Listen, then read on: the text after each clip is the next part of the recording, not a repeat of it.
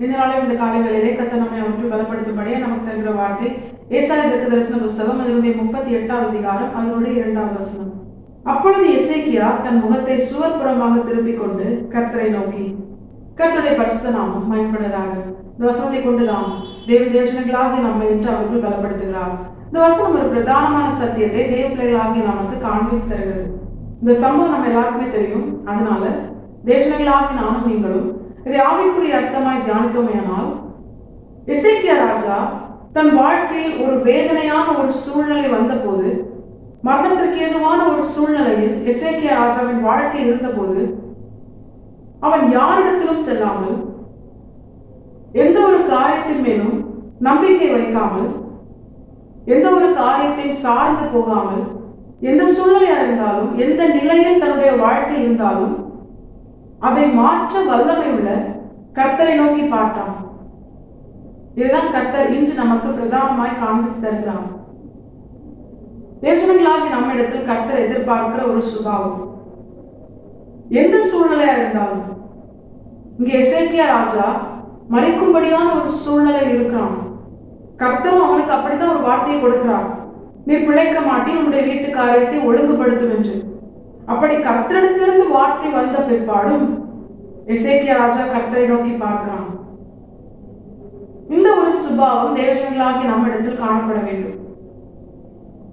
எந்த சூழ்நிலையா இருந்தாலும், எவ்வளவு நெருக்கம் நம்முடைய வாழ்க்கையில் வந்தாலும், அது தேவையோ மனிதர்களால் ஏற்படுகிற துன்பமோ என்ன ஒரு காரியம் நம்மை நெருக்கினாலும், தேவஜனங்களாகி நானும் நீங்களும் யாரை நோக்கி பார்க்கிறோம், யாரிடத்தில் உதவி எதிர்பார்க்கிறோம், யாரை விசுவாசிக்கிறோம்? இங்கே வேதம் சொல்லுகிறது, கர்த்தரை நோக்கி பார்க்கிற ஒரு மனுஷனுடைய முகம் வெட்கப்பட்டு போகாது, அதை பிரகாசிக்கும்படியாக கர்த்தர் செய்வார். எந்த மனுஷனையும் பிரகாசிப்பிக்கிற ஒளியாகத்தான் நானும் நீங்களும் ஆராதிக்கிற நம்முடைய ஆண்டவராக இயேசு கிறிஸ்து இந்த உலகத்தில் வந்தார். அப்படி இருக்கும் பொழுது கர்த்தர் இன்று நமக்கு காண்பித்து தருகிற இந்த சத்தியத்தின் பிரகாரம், நம்முடைய வாழ்க்கையில எப்படிப்பட்ட சூழ்நிலையா இருந்தாலும், எவ்வளவு தேவைகள் நெருக்கினாலும், என்ன நடந்தாலும், யார் கைவிட்டாலும், இனி ஒரு நாளை நான் காண்பேனா என்ற சூழ்நிலையில் நம்முடைய வாழ்க்கை இருந்தாலும், எனக்கு உதவி செய்ய யாரும் இல்லை, என்கிட்ட ஒண்ணுமே இல்லை, அப்படிப்பட்ட ஒரு நிலையில் ஒரு தேவ பிள்ளையின் வாழ்க்கை இருந்தாலும், கர்த்தர் சொல்லுகிறார், நீ என்னை நோக்கிப்பார், என்னை விசுவாசித்து என்னை நோக்கிப்பார். யாரிடத்துல நீ என்ன பண்ணக்கூடாது, உன் நம்பிக்கையை வைக்கக்கூடாது. ஏன்னா மனுஷனை நம்புவது அது விருதா என்று வேதம் சொல்கிறது.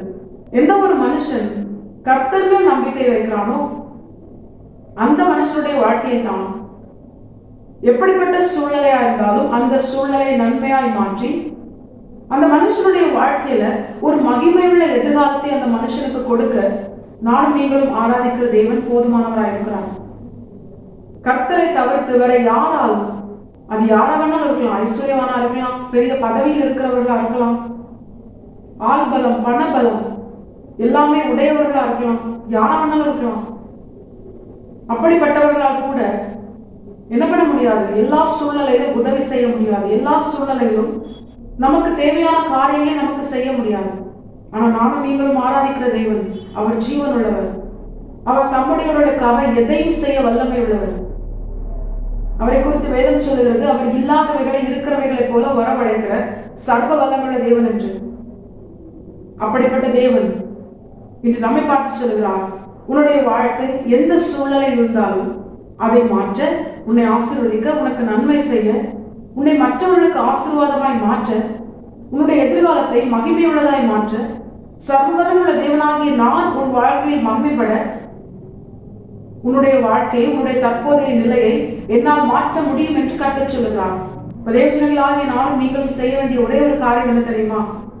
எசேக்கியா ராஜா செய்தது போல, எந்த நிலையா இருந்தாலும், பலனே இல்லை, சூழ்நிலை எல்லாமே எதிரா இருக்கு, எப்படிப்பட்ட ஒரு நிலையில் நம்முடைய வாழ்க்கை இருந்தாலும், தேவஜனங்களாகி நாம் உதவி வரும் கண்மலையாகி ஆண்டவராக இயேசு கிறிஸ்துவை நோக்கி பார்த்து, அவரால் என்னுடைய சூழ்நிலையை மாற்ற முடியும், அவரால் என் தேவையை சந்திக்க முடியும், அவரால் என்னுடைய எதிர்காலத்தை மகிமையுள்ளதாய் மாற்ற முடியும் என்று சொல்லி அவர் மேல் நம்பிக்கை வைத்து அவரை மட்டுமே சார்ந்து அவரை மட்டுமே நோக்கி பார்க்கிற தேவ பிள்ளைகளால் நாம் நம்முடைய வாழ்க்கையில கர்த்தருக்கு பிரியமான இந்த சுபாவத்தை வெளிப்படுத்தினோமே ஆனால், எப்படி எசேக்கியா ராஜாவை அவன் கேட்ட நன்மையை காட்டிலும் மேலான ஆசீர்வாதங்களை அவனுக்கு கொடுத்து அவனை ஜீவனோடு வாழ வைத்தாரோ, அதே போல தேவஜனங்களாக எனக்கும் உங்களுக்கும் நாம் நினைப்பதற்கும் கேட்பதற்கும் அதிகமாய் மேலான ஆசீர்வாதங்களை தேவன் நமக்கும் செய்து நம்மை ஆசீர்வதித்து நம்மை மற்றவர்களுக்கு தேவன் ஆசீர்வாதமாக மாற்றி இம்மையிலும் மறுமையிலும் சர்வ வல்லமுள்ள தேவன் நம்முடைய வாழ்க்கையில மகிமைப்படுவது அதிக நிச்சயம்.